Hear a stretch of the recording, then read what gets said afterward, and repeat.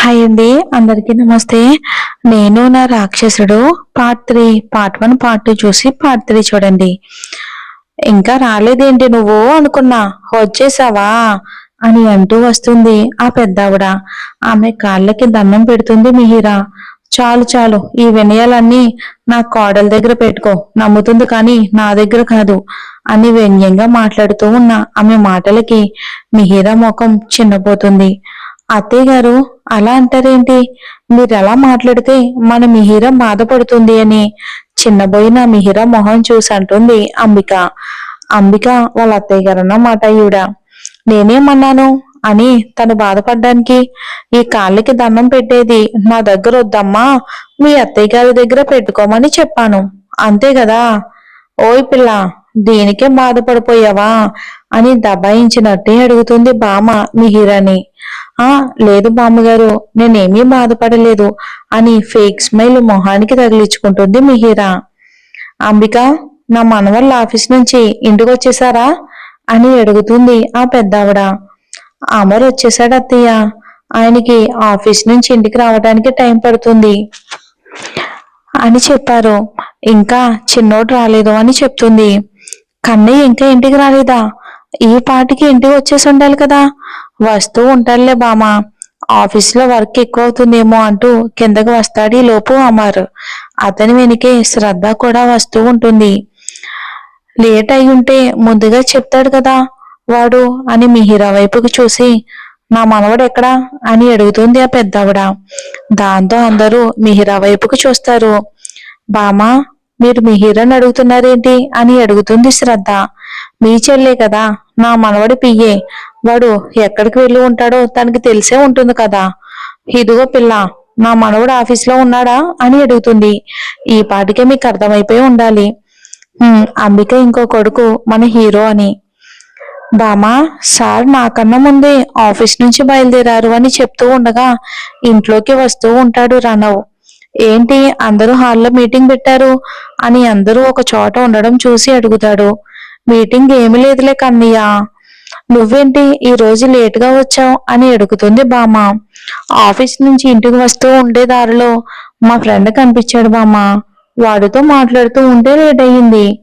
అవునా కన్నయ్య, సరే నువ్వు వెళ్ళి ఫ్రెష్ అయ్యరా కన్నయ్య, వెళ్ళు అని చెప్పి పంపిస్తుంది. రణవ్, కాఫీ తీసుకుని వచ్చేదా అని అడుగుతుంది శ్రద్ధ. కాఫీ వద్దొద్దునా, జ్యూస్ పంపించండి అని చెప్పి తన గదిలోకి వెళ్తాడు రణవ్. అక్క, ఇక నేను వెళ్తాను అంటుంది మిహిరా. మిహిరా, అప్పుడే వెళ్ళిపోతాను అంటున్నావు, ఇంకాసేపు ఉండొచ్చు కదా అంటారు అమర్. లేదు బావగారు, వెళ్ళాలి, నేను ఇప్పటికే వచ్చి చాలాసేపు అయింది. మిహి, కాసేపు ఉండొచ్చు కదా, ఇప్పుడే వచ్చావు అప్పుడే వెళ్ళిపోతాను అంటున్నావు అని బాధపడుతుంది. అక్క, నాకు ఇప్పటికే ఆలస్యం అయ్యింది, ఇంకాసేపు ఇక్కడే ఉంటే ఇంటికి వెళ్ళేసరికి ఇంకా చాలా లేట్ అయిపోతుంది. మీకు తెలుసు కదక్క, ఈవినింగ్ ట్రాఫిక్ ఎంత ఎక్కువగా ఉంటుందో అని. అమ్మ మిహిరా, సరే లేట్ అయితే లేట్ అయ్యింది, కావాలంటే నేను అమర్ ఇంటి దగ్గర డ్రాప్ చేస్తాడు అని చెప్తుంది అంబిక.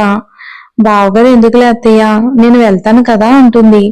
అంబిక మాట్లాడేలోపు, అంబిక, ఆ పిల్ల వెళ్ళాలి అంటూ ఉంది కదా, వెళ్ళనివ్వు, ఏదైనా ముఖ్యమైన పని ఉందేమో వెళ్ళాలి అంటుంది కదా, ఆలస్యం అయితే తన ఇంటికి వెళ్ళడానికి కూడా ఆలస్యం అవుతుంది, వెళ్ళనివ్వండి అని అంటుంది బామ్మ. అక్క, ఇక నేను బయలుదేరతాను అని చెప్తుంది మిహిరా. శ్రద్ధ మిహిరాని హక్ చేసుకుని, సరేనే, జాగ్రత్తగా వెళ్ళు అని చెప్తుంది. టేక్ కేర్ అక్క అని శ్రద్ధకి దూరం జరుగుతుంది మిహిరా. బాయ్ అక్క, బాయ్ మిహి.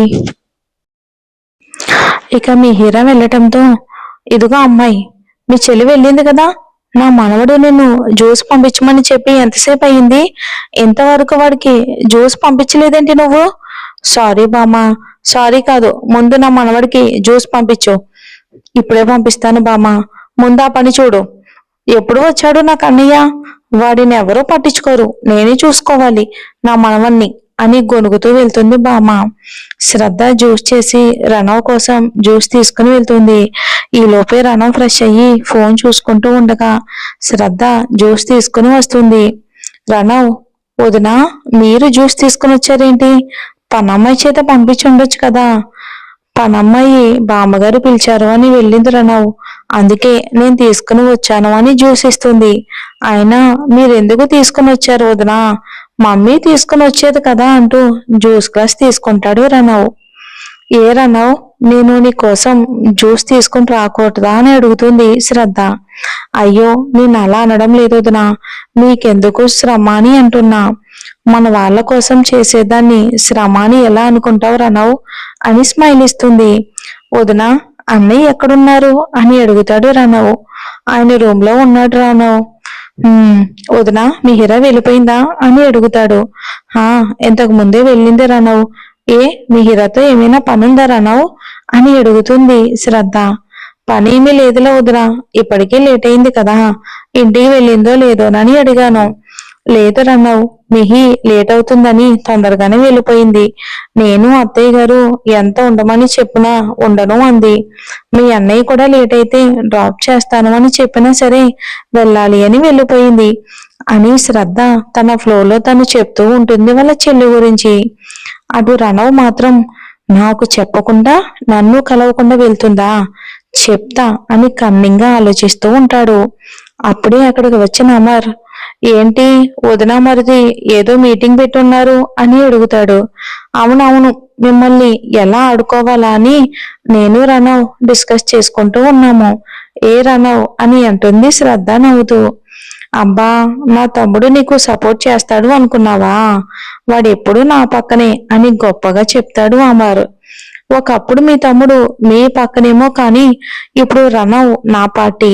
ఏ రణవ్, నువ్వు మీ అన్నయ్య పార్టీనా లేకపోతే నా పార్టీనా అని అడుగుతుంది.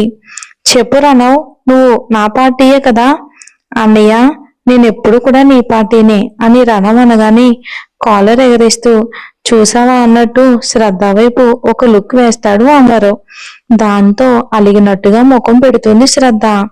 అలాగే నేను వదిన పార్టీ కూడా అని అనగానే శ్రద్ధ ముఖంలో నవ్వొచ్చి చూసారా అన్నట్లు అమర్ వైపుకి చూస్తుంది.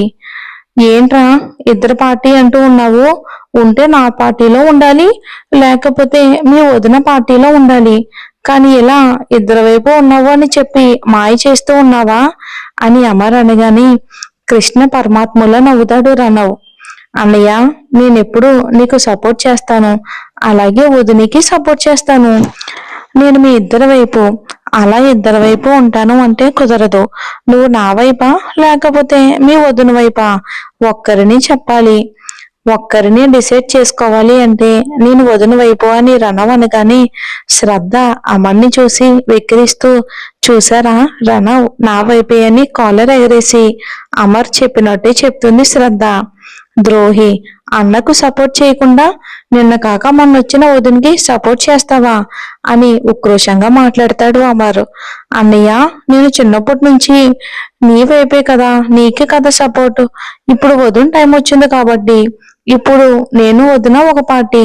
అందులోనే మా వదిన very sweet and cool and innocent. వదిన ఇన్నోసెంట్ అని నువ్వు ఆడుకోవు, అందుకే నేను వదిన పార్టీ. ఏంటి, మీ వదిన్ని నేను ఆడుకునేది? అంత లేదురా బాబు, చూడ్డానికి ఇన్నోసెంట్ గా ఉన్నా మీ వదిలే నన్ను రోజు ఆడుకుంటూ ఉంటుంది. నా బాధ ఎవరికి చెప్పను అని అంటూ ఉన్న అమర్ మాటలకి చిన్నగా అమర్ నడు మీద గిచ్చుతుంది శ్రద్ధ. అమ్మా అని అమర్ నొప్పికి ఎరవడంతో శ్రద్ధ అమర్ని గిచ్చడం చూసి పక్కకి తిరిగి నవ్వుకుంటాడు రణవ్. ఏమైందిరా, ఎందుకు అలా అరిచావు అని అంటాడు వాళ్ళ అన్నయ్యని. ఏమీ తెలియలేనట్టు అడుగుతాడు రణవ్. మరి చూద్దామండి ఏం జరుగుతుందో స్టోరీ.